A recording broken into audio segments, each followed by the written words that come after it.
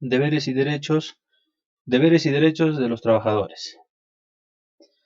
Bien, en la ley 29.783, en el artículo 51, nos hablan en los artículos que muestro aquí, nos hablan sobre los deberes y derechos de los trabajadores. Vamos a revisarlos de a uno. Artículo 51, ¿no? Asignación de labores y competencias. El empleador considera las competencias personales, profesionales y de género de los trabajadores en materia de seguridad y salud en el trabajo al momento de asignar sus labores. Debe ser de acuerdo a las competencias que se tengan. Artículo 72. Comunicación con los inspectores de trabajo. Todo trabajador tiene derecho a comunicarse libremente con los inspectores de trabajo, aún sin la presencia del empleador. Esto es en caso de que si hay una visita de un inspector laboral, el trabajador tiene todo el derecho de poder comunicarse con él, no expresar su criterio, sus ideas ante esta persona. Artículo 73. Protección contra los actos de hostilidad. Los trabajadores, sus representantes o miembros de los comités o comisiones de seguridad y salud ocupacional están protegidos contra cualquier acto de hostilidad y otras medidas coercitivas por parte del empleador que se originen como consecuencia del cumplimiento de sus funciones en el ámbito de la seguridad y salud en el trabajo. Artículo 74. Participación en los programas de capacitación. Los trabajadores o sus representantes tienen la obligación de revisar los programas de capacitación y entrenamiento y formular las recomendaciones al empleador con el fin de mejorar la efectividad de los mismos. Artículo 75. Participación en la identificación de riesgos y peligros. Los representantes de los trabajadores, como son el comité o como son los sindicatos, participan en la identificación de peligros y en la evaluación de los riesgos en el trabajo. Solicitan al empleador los resultados de las evaluaciones, sugieren medidas de control y hacen seguimiento a estas. En caso de no tener respuesta satisfactoria, pueden recurrir a la autoridad administrativa de trabajo. Son parte del proceso IPER, ¿no? Del proceso de identificación de peligros, evaluación de riesgos y controles. Artículo 76. Adecuación del trabajo al puesto de trabajo. Los trabajadores tienen derecho a ser transferidos en caso de accidentes de trabajo o enfermedades ocupacionales a otros puestos que impliquen menos riesgos para su seguridad y salud, sin menoscabo de sus derechos remunerativos y categoría. Ante un accidente no se les puede no despedir, deben ser reubicados hacia un ambiente de trabajo que les permita recuperarse de la lesión, ¿no? Y si es ya una lesión permanente que les permita desarrollar sus actividades de la mejor manera. Artículo 77. Protección de los trabajadores, de los contratistas y subcontratistas y otros. Los trabajadores, cualquiera sea su modalidad de contratación, que mantengan vínculo laboral con el empleador o con contratistas, o que estén bajo alguna modalidad formativa de prestación de servicio, tienen derecho al mismo nivel de protección en materia de seguridad y salud en el trabajo. Todos tienen el mismo derecho en materia de seguridad. El titular de la empresa, los contratistas, subcontratistas, trabajadores en modalidad formativa, todos tienen el mismo derecho de prevención en sus puestos de trabajo. Artículo 78. Derecho de exámenes de factores de riesgo. Los trabajadores, sus representantes y sus organizaciones sindicales tienen derecho a examinar los factores que afectan su seguridad, su salud y proponer medidas en esta materia.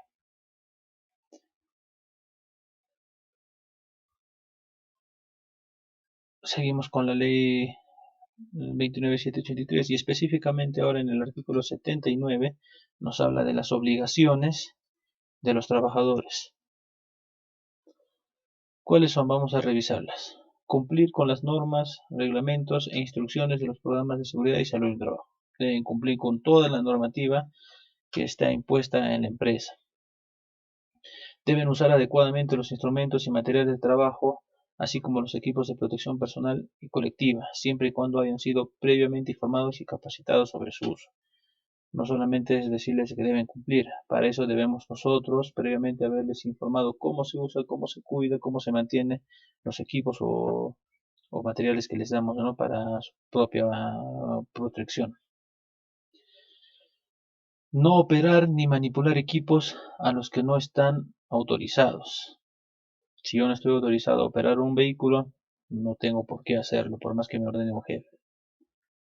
Cooperar y participar en procesos de investigación de accidentes, esto es importante.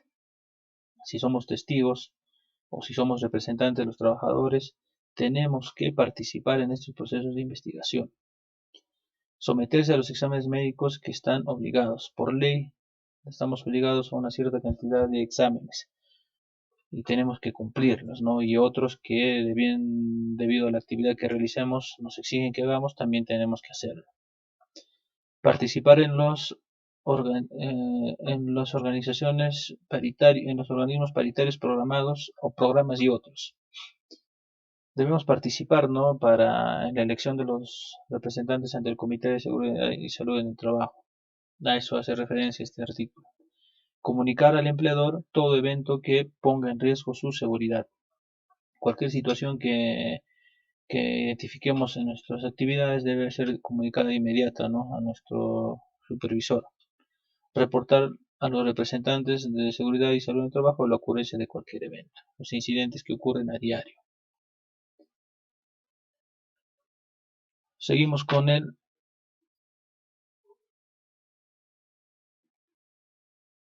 No, sí, pasamos ahora a derechos y obligaciones de trabajadores, pero lo que nos menciona en el reglamento de la ley, el Decreto Supremo 005. Artículo 151. Se considera acto de hostilidad a toda acción que, careciendo de causa objetiva o razonable, impida u obstaculiza de cualquier forma el desarrollo de las funciones que correspondan a los miembros del Comité de Seguridad y Salud en el Trabajo. Si no dejamos que los representantes del comité cumplan sus funciones, se considera un acto de hostilidad y estamos yendo en contra de sus derechos. Artículo 106. Dar respuesta a los aportes y sugerencias a los trabajadores. Para eso algunas empresas implementan, ¿no?, casillas de buzones de sugerencias. Así como ponemos esto, también tenemos que hacer seguimiento a lo que ellos nos ponen, ¿no?, a lo que nos sugieren. No puede quedarse en ya hagan sus reportes y listo, ahí queda. Tenemos que dar respuesta y hacer seguimiento para que los trabajadores vean que sus observaciones están siendo analizadas y que los motive a seguir participando en la mejora del sistema de gestión. Artículo 107. La negativa a someterse a exámenes médicos no obligatorios. El trabajador está obligado a someterse a todos los exámenes que por ley están obligados y según el puesto que tenga, los exámenes adicionales que sean pertinentes para ese puesto tiene que hacerlo. Y a los que no está obligado por ley o por el puesto de trabajo, él se puede negar a hacer esos exámenes médicos. Artículo 108. Para casos de traslado, se debe de asegurar que el trabajador cuente con la información y las competencias. Si yo designo a una persona a un puesto o lo cambio de unidad de empresa, de sede de la empresa, debo entender de que ese trabajador tenga las competencias y esté preparado para ejercer esa función en el nuevo puesto, en el nuevo lugar de trabajo. En el reglamento, artículo 109, en el reglamento interno de trabajo se establecen sanciones por incumplimiento de los trabajadores. En el reglamento debe definir debe estas mismas obligaciones, estos mismos derechos y también debe ir las sanciones que se van a aplicar a los trabajadores en caso incumplan estas normativas. Siguiente, pasamos al tema de consulta y participación. En la ley 29.783 nos habla del principio número 7, el principio de consulta y participación. Recordando, nos menciona, ¿no?, que el Estado promueve mecanismos de consulta y participación de las organizaciones de empleadores y trabajadores más representativos y de los actores sociales para la adopción de mejoras en materia de seguridad y salud en el trabajo. Ese es el principio de consulta y participación. Artículo 19. Participación de los trabajadores en el sistema de gestión de seguridad y salud en el trabajo.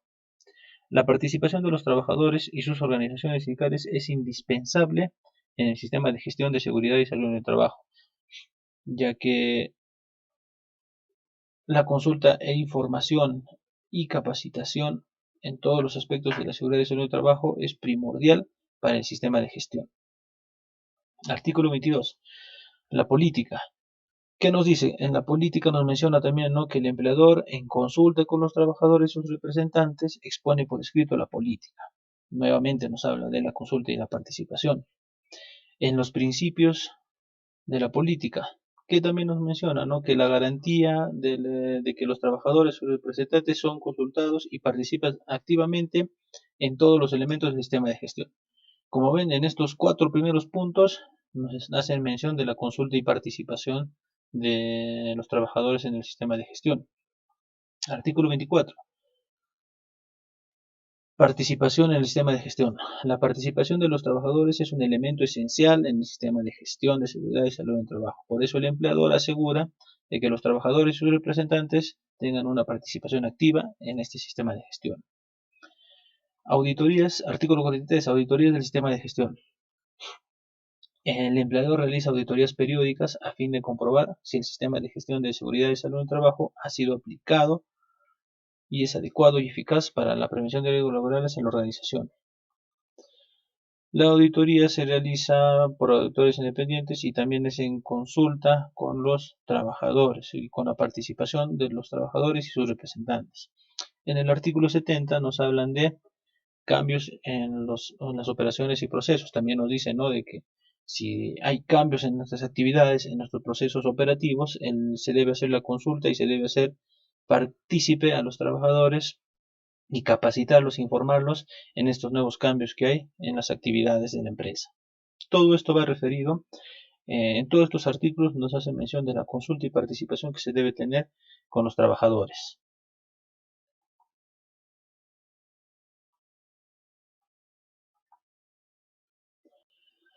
En el reglamento, en el artículo 67, la evaluación del riesgo debe realizarse en cada puesto de trabajo en consulta con los trabajadores. El trabajador que desempeña una actividad, una cierta tarea, conoce mejor que nadie los peligros y los riesgos a los que está expuesto. Y es por eso que esta evaluación se debe realizar en consulta con ellos. En el artículo 82, la identificación de peligros y evaluación de riesgos debe realizarse en consulta con los trabajadores o con sus representantes, ¿no? El proceso hiper debe ir de la mano con el empleador y con los representantes de los trabajadores. Y por ley también nos pide, ¿no?, que el hiper C de línea base debe ser debe estar visado por el Comité de Seguridad y Salud del Trabajo. ¿Y quienes conforman el comité? Representantes de los trabajadores y representantes del empleador. Artículo 104. Los cambios en operaciones y procesos se consultan a los trabajadores y a sus representantes. Debido a las nuevas tecnologías, van generándose cambios en nuestros procesos productivos y estos cambios deben ser informados y en algunos casos consultados a los trabajadores para que sean adecuados a las actividades que se realizan. Pasamos al tema del comité o supervisor de seguridad y salud en el trabajo. Estos artículos en base a la ley 29783. El Comité de Seguridad y Salud en el Trabajo es un órgano bipartito y paritario, constituido por representantes del empleador y de los trabajadores, con las facultades y obligaciones previstas por la legislación y la práctica nacional, destinado a la consulta regular y periódica de las actuaciones del empleador en materia de prevención de riesgos laborales. En los diversos artículos nos menciona. Artículo 29.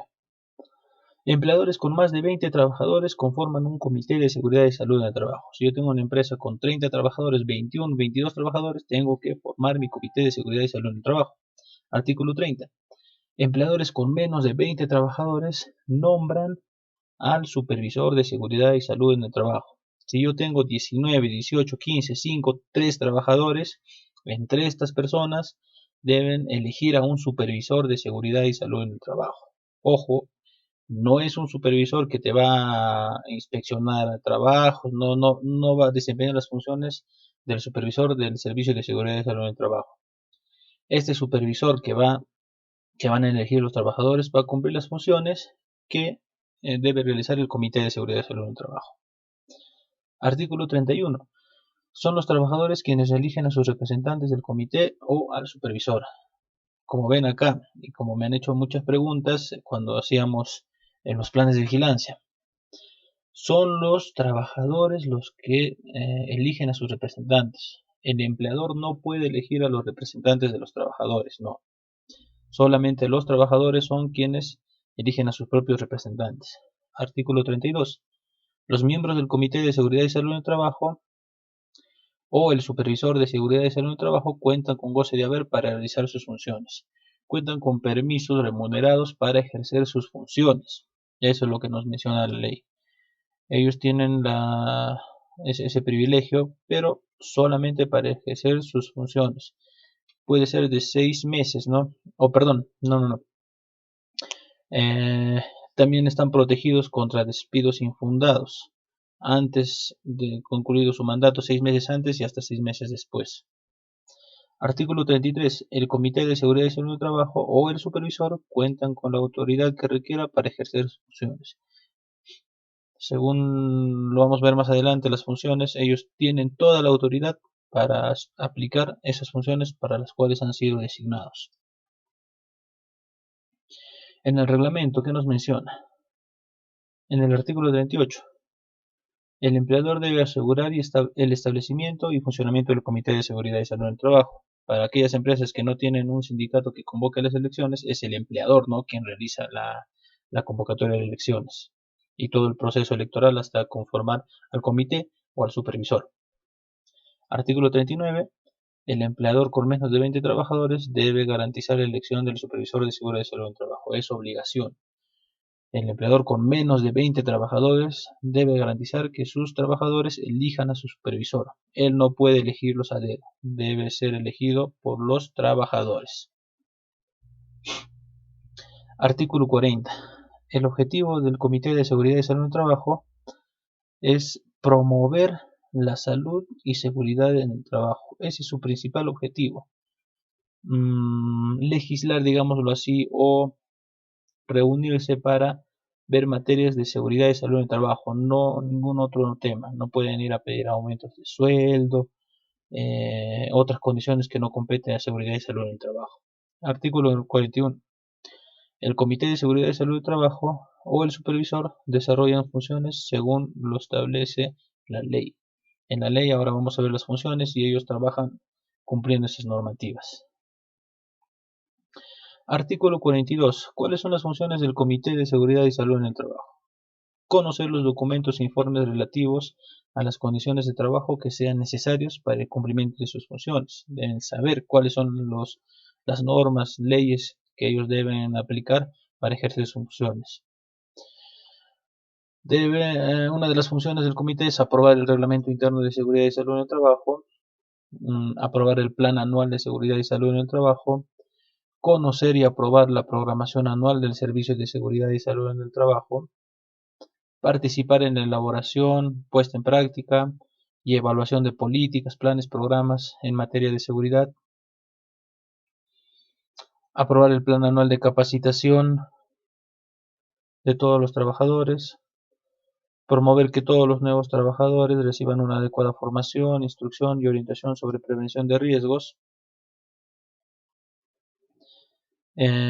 vigilar el cumplimiento de la legislación, las normas internas y las especificaciones técnicas de trabajo, asegurar que los trabajadores conozcan los reglamentos, instrucciones, especificaciones técnicas de trabajo, avisos y demás material escrito gráfico relativos a prevención, promover el compromiso, la colaboración y la participación activa de todos los trabajadores, realizar inspecciones periódicas a las áreas administrativas, operacionales, de mantenimiento, considerar circunstancias e investigar las causas de todos los incidentes, accidentes y de enfermedades ocupacionales que ocurren en el área de trabajo, verificar el cumplimiento y eficacia de sus recomendaciones para evitar la repetición de los accidentes y ocurrencia de enfermedades profesionales, hacer recomendaciones apropiadas para el mejoramiento y las condiciones del sistema de gestión, analizar y emitir informes de las estadísticas de los incidentes, accidentes y enfermedades ocupacionales. Bueno, esto lo realizan mayormente ya el secretario, ¿no? Que según ley podría ser el ingeniero de seguridad.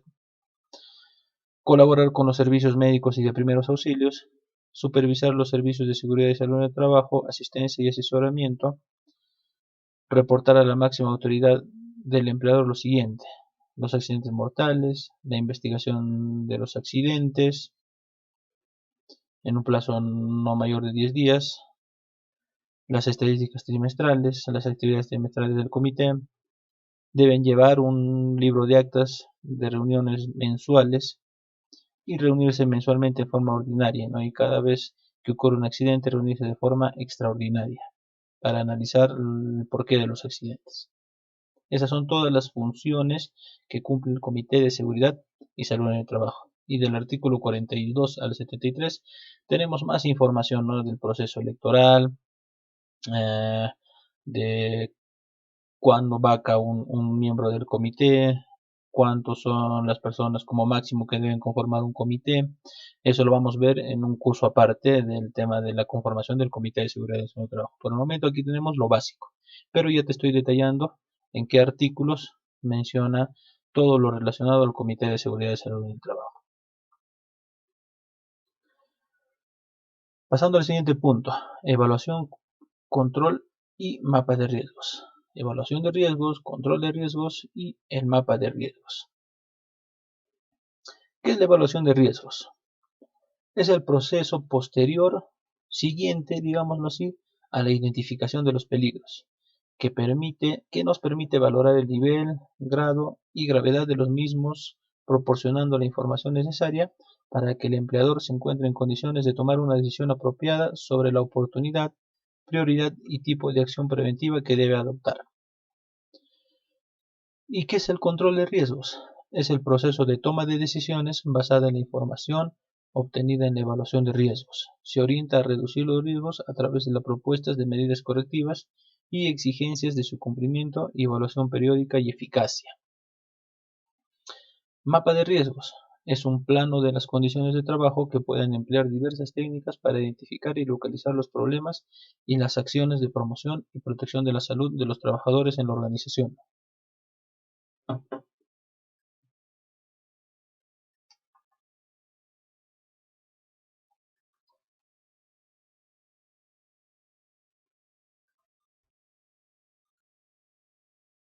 Bien, en la ley 29.783, en el artículo 18 nos habla del principio, dentro de los principios del sistema de gestión está el principio de evaluar los principales riesgos que pueden ocasionar los mayores perjuicios a la seguridad y salud de los trabajadores, al empleador y a otros. En el artículo 21 nos hablan las medidas de prevención y protección del sistema de gestión de seguridad y salud en el trabajo, lo que nosotros conocemos como la jerarquía de controles. En la ley nos menciona que está la eliminación de los peligros y riesgos, tratamiento, control o aislamiento de los peligros y riesgos, minimizar los peligros y riesgos, programar la sustitución progresiva y en la brevedad posible de los riesgos y peligros existentes, y por último facilitar los equipos de protección personal adecuados a la actividad.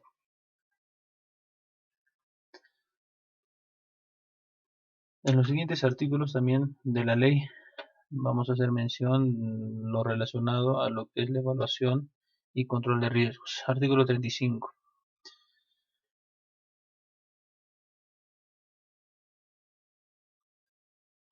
La responsabilidad del empleador dentro del sistema de gestión. Nos habla de elaborar un mapa de riesgo, la participación de la organización sindical, representantes de los trabajadores delegados y el Comité de Seguridad y Salud en el Trabajo, el cual debe exhibirse en un lugar visible. Artículo 37. La elaboración de la línea base del sistema de gestión. Nos dice que para establecer el sistema de gestión se realiza una evaluación inicial o estudio de línea base como diagnóstico del estado de la salud y seguridad en el trabajo. Los resultados obtenidos son comparados con lo que nos menciona en la ley. En el artículo 55, control de zonas de riesgo. El empleador controla y registra que solo los trabajadores adecuados y suficientemente capacitados y protegidos accedan a los ambientes o zonas de riesgo y con riesgos graves y específicos. Artículo 56. Exposición en zonas de riesgo. El empleador prevé que la exposición a los agentes físicos, químicos, biológicos, ergonómicos y psicosociales concurrentes en el centro de trabajo no generen daños a la salud de los trabajadores. Artículo 57 de la evaluación de riesgos. El empleador actualiza la evaluación de riesgos una vez al año como mínimo o cuando cambien las condiciones de trabajo o se hayan producido daños a la salud y seguridad de los trabajadores. Artículo 65. Evaluación de factores de riesgos para la procreación.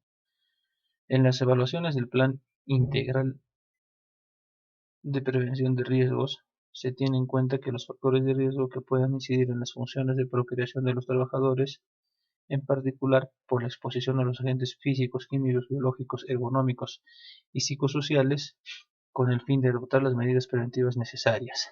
Artículo 66. Enfoque de género y protección de las trabajadoras.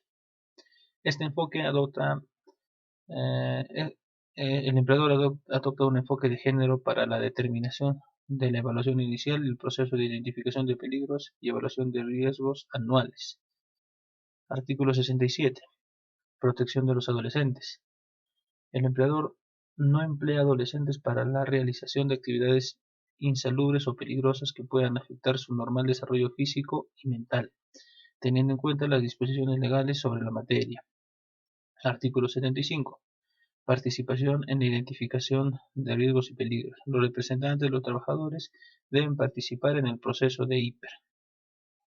Artículo 78. Derechos de los exámenes de los factores de riesgos. Los trabajadores, sus representantes y sus organizaciones sindicales tienen derecho a examinar los factores que afecten su seguridad, salud y proponer medidas en estas materias. Ahora, en el reglamento. Nuevamente en el artículo 21 nos hace mención, ¿no?, de la jerarquía de control, las medidas de prevención y protección del sistema de gestión, la eliminación de los peligros y riesgos, el tratamiento, control o aislamiento de los peligros y riesgos, minimizar los peligros y riesgos, programar la sustitución progresiva y en la brevedad posible de los procesos de trabajo, facilitar equipos de protección personal adecuados.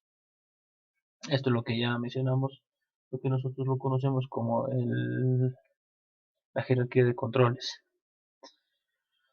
En el artículo 26 nos menciona que el empleador está obligado a disponer de una supervisión efectiva, según sea necesario, para asegurar la protección salud de los trabajadores. Debe adoptar disposiciones efectivas para identificar y eliminar los peligros y los riesgos relacionados con el trabajo y promover la seguridad y salud de los trabajadores. Artículo 32. La documentación del sistema de gestión y de seguridad del trabajo. Parte de la documentación es la identificación de peligros, la evaluación de riesgos y medidas de controles y el mapa de riesgos. También son documentos que deben exhibirse en el área de trabajo. Artículo 78.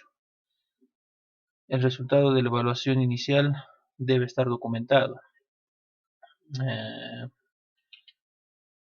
La evaluación de línea base que realizamos debe estar documentado, ¿no?, y nos sirve como comparativo según cómo vamos mejorando nuestra gestión.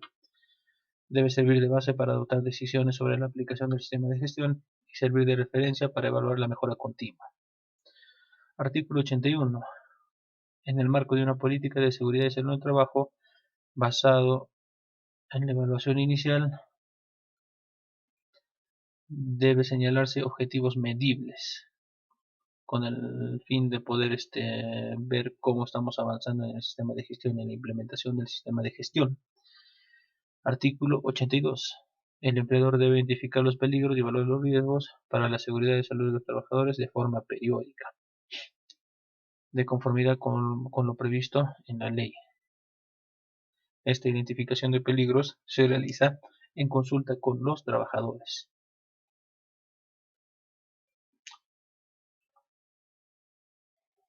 Pasando al siguiente punto, planificación, desarrollo y aplicación. Bueno, en la ley 29.783, cuando hablamos de planificación, desarrollo y aplicación, entendemos que estamos hablando del plan y el programa anual de seguridad y salud en el trabajo. ¿Pero qué es esto? Es el conjunto de actividades en materia de prevención en seguridad y salud en el trabajo que establece la organización, servicio o empresa para ejecutar a lo largo de un año. Son las actividades que planea realizar a lo largo de un año una determinada empresa. En el artículo 38 de la Ley, Planificación del Sistema de Gestión de Seguridad y Salud en el Trabajo. La planificación, desarrollo y aplicación del sistema de gestión permite a la empresa cumplir como mínimo las disposiciones de las leyes. Debe cumplir como mínimo lo que nos dicen las normas nacionales. Mejorar el desempeño laboral de forma segura. Mantener los procesos productivos o de servicios de manera que sean seguros y saludables. El artículo 39. Objetivos de la planificación del sistema de gestión. La gestión de los riesgos comprende medidas de identificación preventiva y de control, la mejora continua de los procesos, la gestión del cambio en la preparación y respuesta a situaciones de emergencia, las adquisiciones y contrataciones en materia de seguridad y salud en el trabajo, el nivel de participación de los trabajadores y de su capacitación. En el reglamento nos hace mención en el artículo 79. En la planificación debe permitir cumplir como mínimo los requisitos legales, ya lo que nos menciona en la ley. Fortalecer los componentes del sistema de gestión. Mejorar continuamente los resultados del sistema de gestión. En el artículo 80, las disposiciones en materia de planificación debe incluir una definición precisa, el establecimiento de prioridades y la cuantificación de objetivos de la organización en materia de seguridad y salud en el trabajo, la preparación de un plan para alcanzar cada uno de los objetivos. Cada objetivo debe tener un plan para poder cumplirlos anualmente. La selección de criterios para confirmar que se alcanzó los objetivos señalados deben ser medibles y cuantificables. La dotación de los recursos adecuados y apoyo técnico.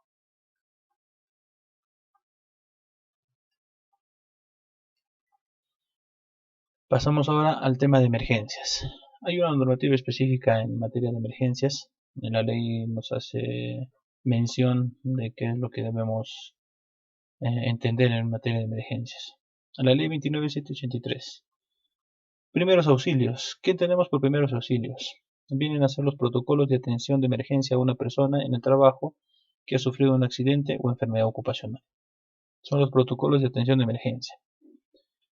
¿Y qué vendría a ser una emergencia? No es un evento o suceso grave que surge debido a factores naturales o como consecuencia de riesgos y procesos peligrosos que se dan en el trabajo, que no fueron considerados en la gestión de la seguridad y salud en el trabajo. El plan de emergencia es un documento guía de las medidas que se deben tomar ante ciertas condiciones o situaciones de gran envergadura e incluye responsabilidades de personas y departamentos, recursos del empleador disponible para su uso, fuentes de ayuda externas, procedimientos generales a seguir, autoridades para tomar decisiones, las comunicaciones e informes exigidos. Acá vamos a ver, pues, ¿no?, qué se hará, quién lo hará, cuándo se hará, dónde se hará y cómo se harán las cosas ante una emergencia. Es todo el plan de respuesta, ¿no? Plan de respuesta ante una emergencia o ante un evento no deseado. Y en el reglamento nos da unos puntos más específicos. En el artículo 24, la participación en el sistema de gestión de la seguridad y salud en el trabajo. La participación de los trabajadores es un elemento esencial. El empleador asegura que los trabajadores sean consultados e informados en materia de situaciones de emergencia. Se debe preparar a los trabajadores ante emergencias. Para eso debe formar una brigada de emergencias. Eso en la ley. En el reglamento, en el artículo 83, que nos dice: el empleador debe garantizar medios de comunicación en situaciones de emergencia, proporcionar información y comunicar a la autoridad las situaciones de emergencia, ofrecer servicios de primeros auxilios y asistencia médica, ofrecer información y formación a todos los miembros de la organización. Todo esto debe encargarse el Servicio de Seguridad y Salud en el Trabajo. Información y capacitación. La capacitación es una actividad que consiste en transmitir conocimientos teóricos y prácticos para el desarrollo de competencias, capacidades y destrezas acerca del proceso de trabajo, la prevención de los riesgos, la seguridad y la salud. La inducción u orientación es la capacitación inicial dirigida a otorgar conocimientos e instrucciones al trabajador para que ejecute su labor en forma segura, eficiente y correcta. Se divide normalmente las inducciones en una inducción general y en una inducción específica. Inducción general: capacitación al trabajador sobre temas generales como la política, beneficios, servicios, facilidades, normas, prácticas y el conocimiento del ambiente laboral del empleador efectuada antes de asumir su puesto. La inducción específica es la capacitación que brinda al trabajador la información y el conocimiento necesario que lo prepara para su labor específica, para el trabajo propio que va a realizar este trabajador.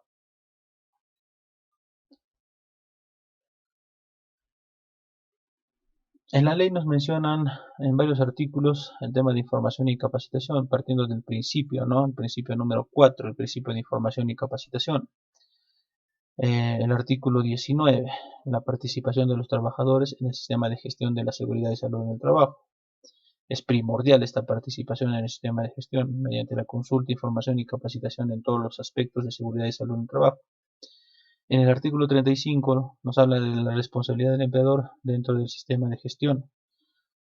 Una de sus responsabilidades es entregar a cada trabajador copia del reglamento interno. No estamos informando de esta manera, estamos cumpliendo con este capítulo de información. En el artículo 52, información sobre el puesto de trabajo.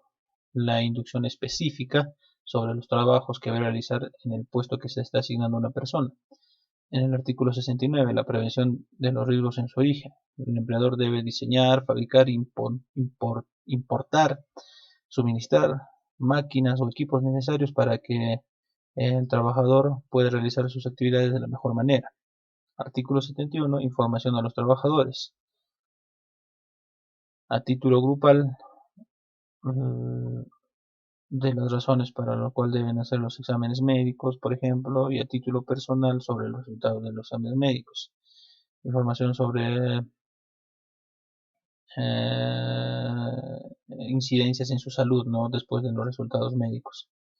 Y el artículo 74, participación en programas de capacitación. No todos los trabajadores están obligados a participar en los programas de capacitación establecidos. En el reglamento nos hace mención lo siguiente. En el artículo 27, el empleador garantiza que los trabajadores sean capacitados en el puesto de trabajo específico a la función que va a desempeñar, en los cambios en las funciones que desempeñan cuando se produzcan debido a nuevas tecnologías, en los cambios de tecnologías en los equipos o procesos de trabajo, en las medidas que permitan la adaptación de la evolución de los riesgos que se va generando con nuestras actividades, en las actualizaciones periódicas de los conocimientos. En el artículo 28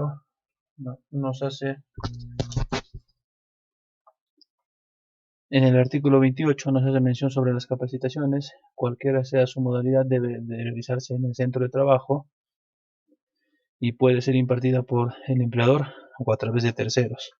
En el artículo 29, los programas de capacitación deben hacerse extensivo a todos los trabajadores, ser impartido por profesionales competentes y con experiencia en los temas que a dictar, ofrecer una formación inicial y cursos de actualización, ser evaluados por parte de los participantes, ser revisados periódicamente con la participación del Comité de Seguridad y Salud en el Trabajo, contar con material idóneo y relacionado al tema a exponer, adecuarse al tamaño de la organización y naturaleza de sus actividades. En el artículo 30, a ver, muevo por aquí. En el artículo 30, en el caso del artículo, nos hace mención del artículo 35 de la ley, las recomendaciones deben considerarse los riesgos en el centro de trabajo, las recomendaciones que se deben incluir en los contratos de trabajo. Cuando en el contrato no consten las recomendaciones de seguridad, se debe adicionar se debe entregar estas recomendaciones en un formato físico o en digital. Vuelvo a recalcarles que esto es un documento auditable. En el artículo 31, en referencia al artículo 35, nos habla sobre las facilidades económicas y licencias con goce de haber, que cubren costos de traslado y alimentación y alojamiento.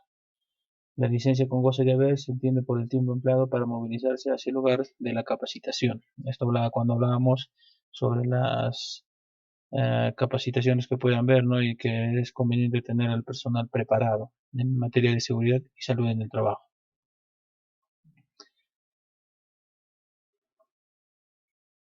Estándares de trabajo. En la ley. En la ley 29.783 nos define el estándar. Son modelos, pautas y patrones establecidos por el empleador que contienen los parámetros y los requisitos mínimos estables de medida, cantidad, calidad, valor, peso y extensiones establecidos por estudios experimentales, investigaciones, legislación vigente o resultados del avance tecnológico con los cuales es posible comparar las actividades de trabajo, desempeño y comportamiento industrial. Es un parámetro que indica las formas correctas de hacer las cosas. El estándar satisface las siguientes preguntas: ¿qué, quién y cómo? ¿Quién lo hará? ¿Qué se hará? ¿Quién lo hará? ¿Y cuándo se hará? Relacionado a esto tenemos las causas inmediatas, que vienen a ser los actos y condiciones subestándar, ¿no? Un acto subestándar es toda acción o práctica incorrecta ejecutada por el trabajador que puede causar un accidente, mientras que una condición es todo relacionado al entorno del trabajo que puede causar un accidente. La inspección viene a ser la verificación del cumplimiento de los estándares establecidos en las disposiciones legales, procesos de observación directa que copia datos sobre el trabajo, sus procesos, condiciones, medidas de protección y cumplimiento de dispositivos legales en seguridad y salud en el trabajo. Todo esto bien está relacionado al estándar, ¿no? Ya que los actos y condiciones subestándares, el mismo nombre de subestándares, son aquellos que incumplen lo que nos dicen las normas, los estándares mínimos establecidos. En la ley 29.783, en el artículo 20, nos habla del mejoramiento del sistema de gestión de seguridad y salud del trabajo. El establecimiento nos habla sobre el establecimiento de estándares de seguridad, la medición periódica del desempeño con respecto a los estándares, la evaluación periódica del desempeño con respecto a los estándares, ¿no? Viene a ser parte del mejoramiento del sistema de gestión. En el reglamento, en el artículo 42, nos habla sobre la investigación de los accidentes y enfermedades e incidentes peligrosos. La investigación de los accidentes, enfermedades e incidentes relacionados con el trabajo y sus efectos en la seguridad y salud permite identificar los factores de riesgos en la organización, las causas inmediatas, los actos y condiciones subestándares, ahí está lo relacionado a los estándares, las causas básicas y cualquier diferencia del sistema de gestión de seguridad y salud en el trabajo. En el artículo 74 del reglamento nos dice que los empleadores con 20 a más trabajadores deben elaborar su reglamento interno. Dentro de este reglamento están los estándares operacionales y los estándares de seguridad de las actividades conexas, de las actividades de servicios, de las empresas contratistas o subcontratistas. Equipos de protección personal.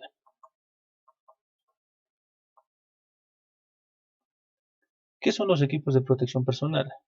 Son dispositivos, materiales e indumentaria personal destinada a cada trabajador para protegerlo de una o varios riesgos presentes en el trabajo y que pueden amenazar su seguridad y salud.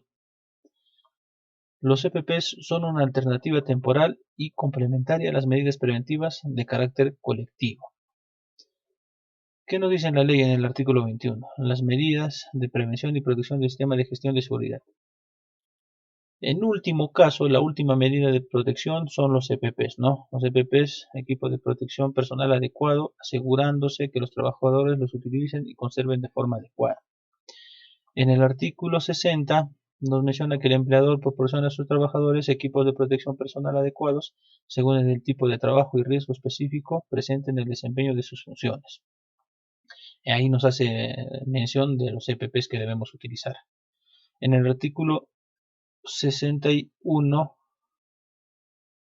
revisión indumentaria, el empleador adopta las medidas necesarias de manera oportuna cuando se detecte que la utilización de indumentaria y equipos de trabajo o de protección personal representa riesgos específicos para la seguridad y salud del trabajo, entendiendo esto de implementos que no se adecúan a las tareas, a las actividades que estamos realizando. En el reglamento, en el artículo 97, nos menciona que con relación a los equipos de protección personal, adicionalmente, lo señalado en el artículo 60 de la ley, estos deben atender a las medidas antropométricas del trabajador que las utilizará. Antropométricas deben ser a la medida, ¿no? A la talla del trabajador, un overol de acuerdo a la talla, los guantes, los lentes, el respirador, todo debe ser de acuerdo a la talla, a las facciones del trabajador, porque no serviría de nada utilizar unos guantes grandes que no le va a permitir realizar el trabajo, más bien lo expone a algún tipo de riesgo. Bien, pasamos a los exámenes médicos. Nos menciona en la ley, en el artículo 49, dentro de las obligaciones del empleador, nos dice que el empleador debe practicar exámenes médicos antes, durante y al término de la relación laboral a los trabajadores, acorde con los riesgos a los que están expuestos en sus labores a cargo del empleador. Todos estos exámenes son a cargo del empleador. En el artículo 67, en la protección de los adolescentes. De la misma manera, el empleador practica exámenes médicos antes, durante y al término de la relación laboral a los trabajadores adolescentes. En el artículo 71, información a los trabajadores.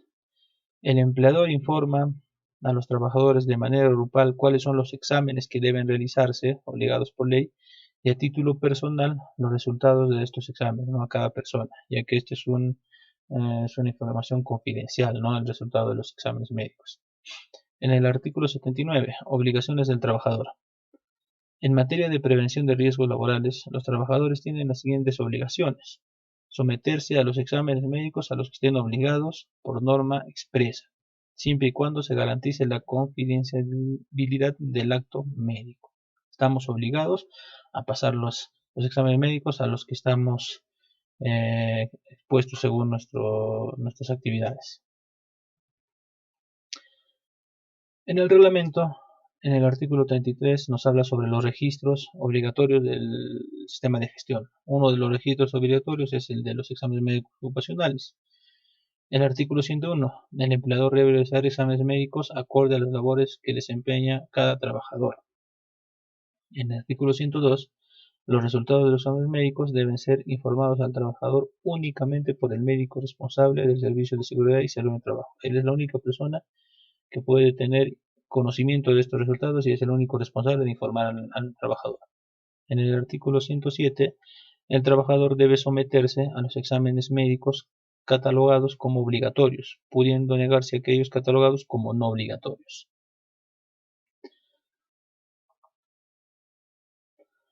Hablando del tema de tercerización. Cuando hablamos del tema de tercerización, nos referimos a la actividad que desempeñan las contratas y las subcontratas, ¿no? ¿Qué nos menciona la ley con respecto a esto? En tercerización, en el artículo 39, en los objetivos de la planificación. Las adquisiciones, nos habla sobre las adquisiciones y contrataciones de terceros. Nos hace énfasis en esto, ¿no? En la compra de productos, en la contratación de subcontratistas, contratistas para ejercer parte del proceso productivo. En el artículo 68, seguridad en las contratistas, subcontratistas, empresas especiales de servicios y cooperativas, nos hace énfasis de que el empleador, el titular, digamos, de una empresa, dentro de la cual hay otras empresas que realizan actividades o parte de sus procesos productivos, es el titular quien vela por el bienestar de todas las personas que están dentro de su entorno de trabajo.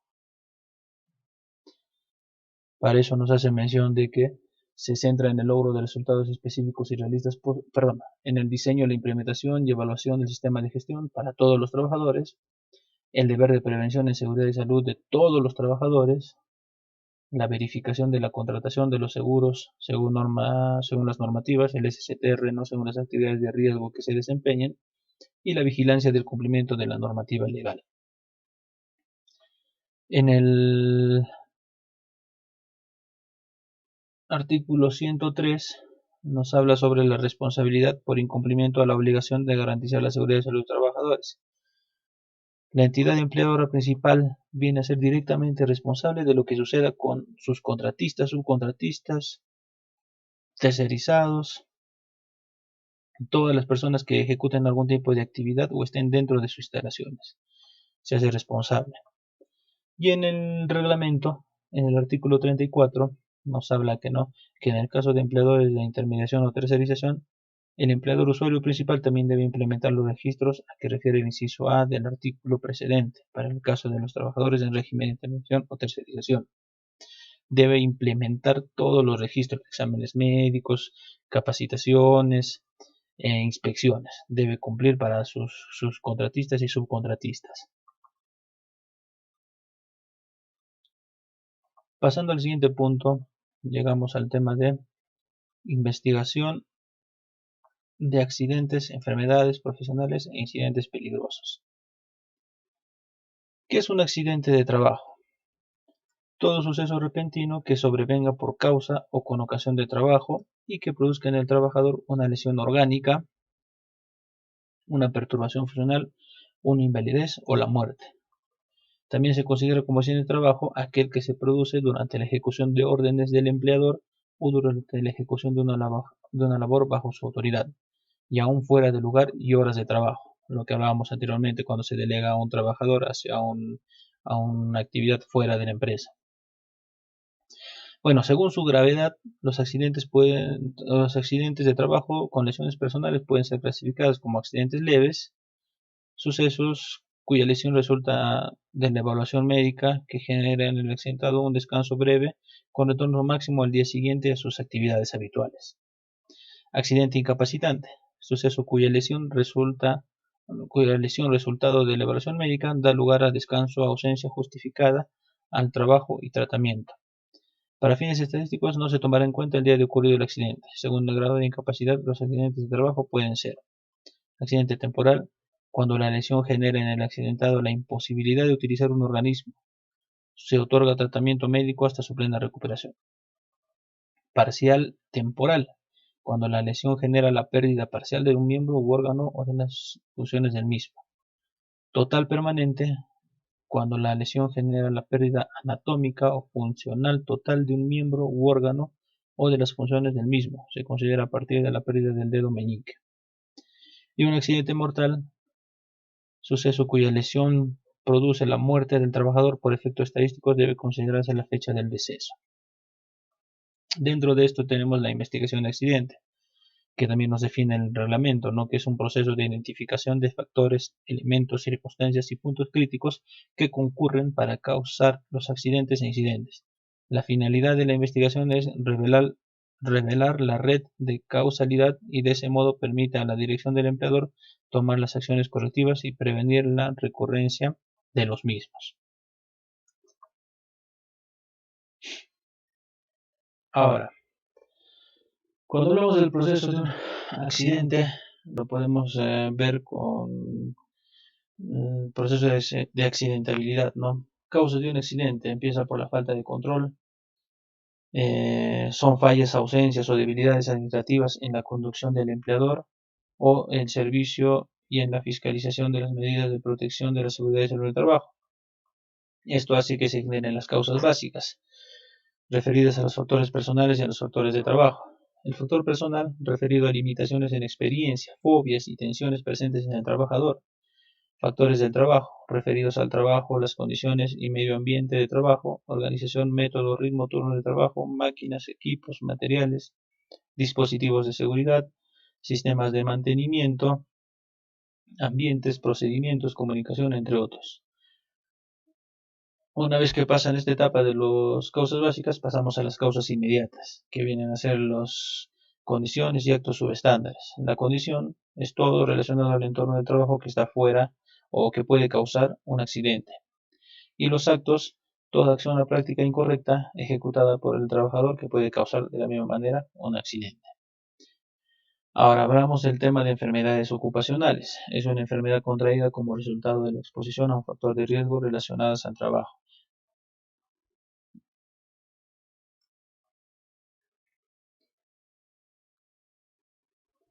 Dentro de la ley 29783, cuando hablamos de investigación de accidentes, enfermedades peligrosas, incidentes peligrosos, en el artículo 46 nos habla sobre las disposiciones del mejoramiento continuo.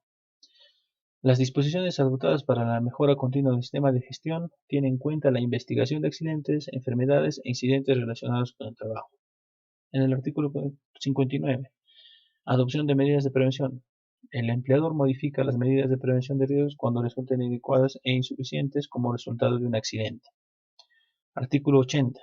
Efectos de información en la política nacional. Esto ya a nivel nacional, no netamente de una empresa. El Ministerio de Trabajo es el encargado de aplicar, examinar, evaluar la política nacional de seguridad y salud en el trabajo en base a los registros, notificaciones e investigación de accidentes e incidentes de trabajo, mediante la recopilación y análisis estadísticos. En el artículo 58 nos habla sobre la investigación de daños en la salud de los trabajadores. El empleador realiza una investigación cuando se haya producido daños a la salud de los trabajadores o cuando las medidas de prevención resulten insuficientes. Artículo 79. Obligaciones del trabajador. Se recuerdan que una de las obligaciones del trabajador era cooperar y participar en el proceso de investigación de accidentes. En el artículo 81, efectividad de la información. La información en materia de accidentes de trabajo debe prevenir nuevos accidentes y daños a la salud, reforzar las actividades de recolección de datos de seguridad y salud en el trabajo, establecer principios y procedimientos para el registro y notificaciones de accidentes, facilitar la preparación de estadísticas anuales, facilitar análisis comparativos. Todo esto relacionado a la ley 29783. Ahora, el reglamento nos menciona lo siguiente. En el artículo 33, parte de los registros obligatorios es el registro de accidentes de trabajo, enfermedades ocupacionales, incidentes peligrosos y otros. En el artículo 35, periodos de conservación de registros, nos dice que las enfermedades ocupacionales, los registros de enfermedades ocupacionales deben ser guardados por 20 años y los accidentes de trabajo durante 10 años. En el artículo 88, ahora me voy a mover de aquí. En el artículo 88 nos hace mención que la investigación del origen y causas subyacentes de los accidentes, lesiones, dolencias y enfermedades debe permitir la identificación de cualquier deficiencia del sistema de gestión. Debido a la investigación, encontramos deficiencias del sistema de gestión. En el artículo 119 nos dice que el sistema inspectivo de trabajo es responsable de ejecutar acciones de fiscalización de los accidentes de trabajo mortales y enfermedades ocupacionales. Artículo 120. La Dirección General de Derechos Fundamentales y Seguridad y Salud del Trabajo coordina con la Dirección General de Inspección de Trabajo la incorporación de acciones e inspecciones con el contenido de enfoque adecuado a las políticas de seguridad y salud del trabajo. Desde el artículo 120 al 122 son netamente información relacionadas con el Ministerio de Trabajo con respecto a la recopilación de datos, análisis estadísticos para determinar medidas necesarias en la Política Nacional de Seguridad y Salud en el Trabajo.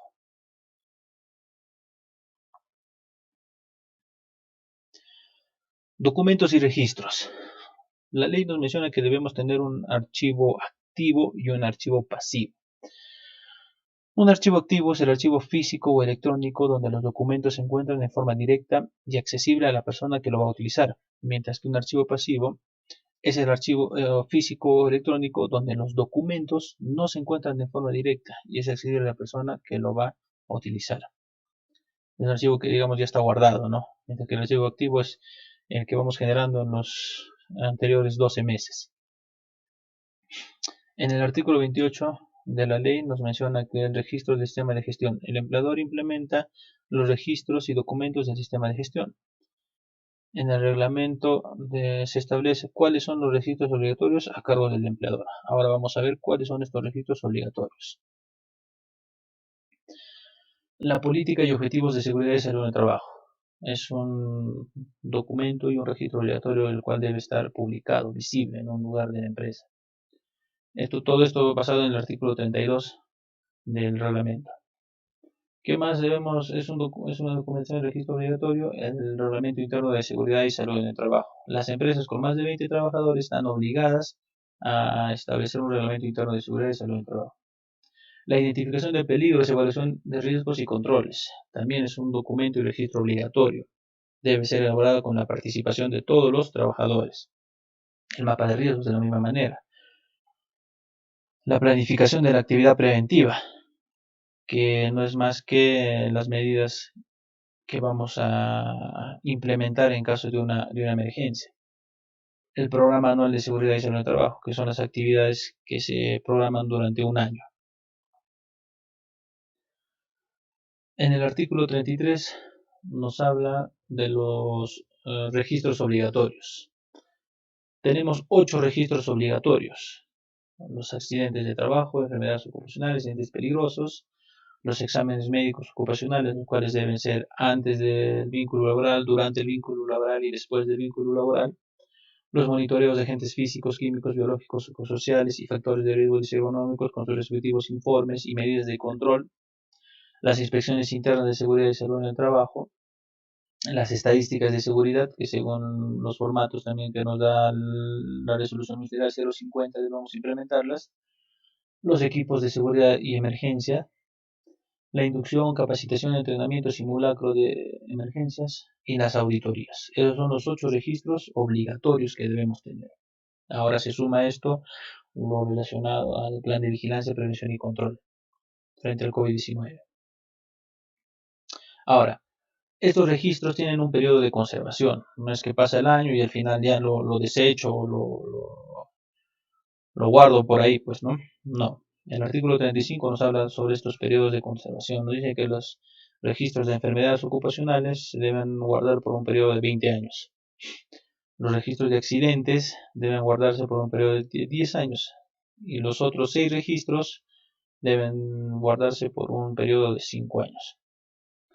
Además nos dice que el empleador debe contar con un archivo activo, donde figuran los eventos de los últimos 12 meses, lo que luego pasan a un archivo pasivo. Esto en caso de una auditoría, ¿no? A través del Estado.